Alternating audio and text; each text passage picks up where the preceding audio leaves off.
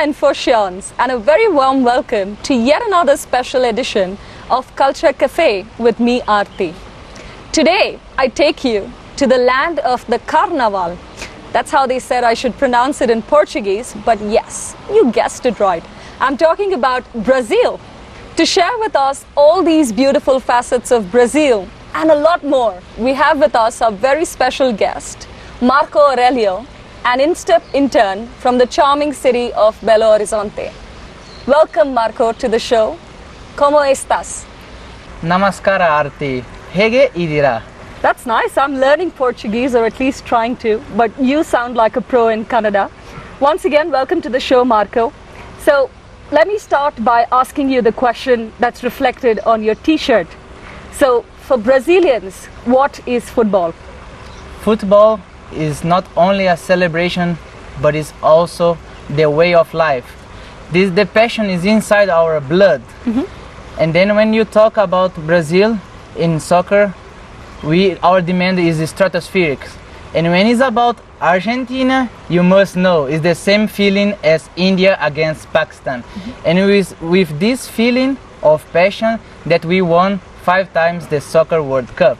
Well, that's quite a modest admission, I must say. But, well, we like telling everyone that we won the Cricket World Cup last year. So, yeah, well, we're equals at that. So, it will be injustice if I do not ask you about the Carnival when I talk about Brazil. So, could you tell our viewers a little bit about what is Carnival to a Brazilian? Is it all about samba, dazzling costumes, flashy parades? What is it? Yeah, Carnival starts with the church, when they ask us to stay 40 days at feast with no meat. And then people start to ask if they can do some extravaganza before they pass these 40 days.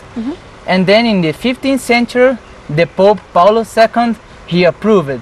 And then in Italy, they start to call goodbye to the meat, that's carne vale or carnavale. The poor people, they start to create samba. And then when samba starts with the mixture of Angolan samba and African drummings. And they could express their feelings through the lyrics. And then they start to sing to have a good time. And what about good time to go to Brazil is in Carnival time. Could you tell us, for our viewers to visit Brazil, what would be the top 5 destinations you'd recommend? Okay. I could recommend at first to go to Rio de Janeiro when you have a beautiful beach surrounded by mountains. A good place to take a beer and look at the Christ, the Redeemer. Really beautiful. We have also the wetlands in Mato Grosso when you have a beautiful landscape and a wildlife. In there I can suggest Bonito City because a city as named as beautiful cannot be a place to not go. Okay, what does the city name mean? Beautiful, Beautiful. as I say. Oh, okay. Bonito means beautiful. That's beautiful too, yes, go ahead. Exactly. The other place I suggest you to go is Fernando de Noronha. It's an island in northeast and you have a crystal water and a really good place to rest.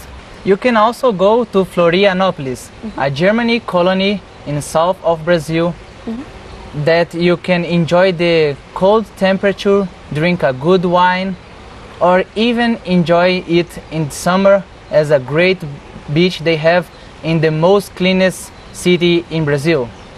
And what about talking destination without talk about my hometown, Belo Horizonte, knowing otherwise that has the most pubs per capita in the world, is a definitely place to go to have a beer, socialize, and know about our culture.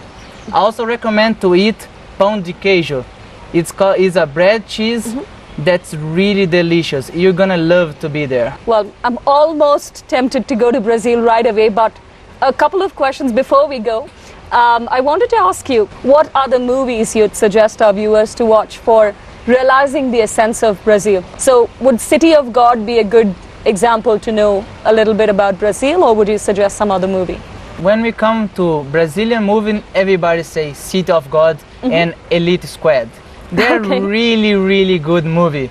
But I also recommend to have Lisbela and the Prisoner and also O Alto da Compadecida. There is 2 comedian movies about the culture on northeast of Brazil. Really nice recommendation. Last question, Marco, is what is the one thing that you'd like to take back from India to Brazil? The most important thing that I learned here and that I was really happy, that's how people like to help you. Everywhere you go, if you need some help, you ask somebody to reach some place, they're gonna do the best to take you there. Okay. Also, I learned how to manage my time. That was primordial here in Infosys internship. And I really want to still remember all the Hindi words and Kannada words that I took so long to learn here. Okay. And all the memories of the beautiful place that I have been in this gorgeous country. You can take some Infoscions with you back to Brazil. I'm sure you'd get enough of practice at Hindi and Kannada. But our viewers, I'm sure, would enjoy to know what is the few words in Hindi and Kannada that you learned. To make the taxi driver, if they don't know how to speak English, to come, you say Bani Ili Danyamadi, that come here please. And you have to be grateful and say thank you very much. Tumba Danyavada. Tumba Dhanyavada, Marco, for joining us today. Well, I'm not sure I can promise you a beer and some dulce de leche, but maybe your last round of dosa and puri and niru with us. Thanks again for joining us on this special edition of Culture Cafe. And thank you to all our viewers for joining us on Culture Cafe as we explored the beautiful country of Brazil. Stay tuned for more as we take you around to more exciting countries around the globe, right here on Culture Cafe. Till then, it's Aarti signing off. Ciao.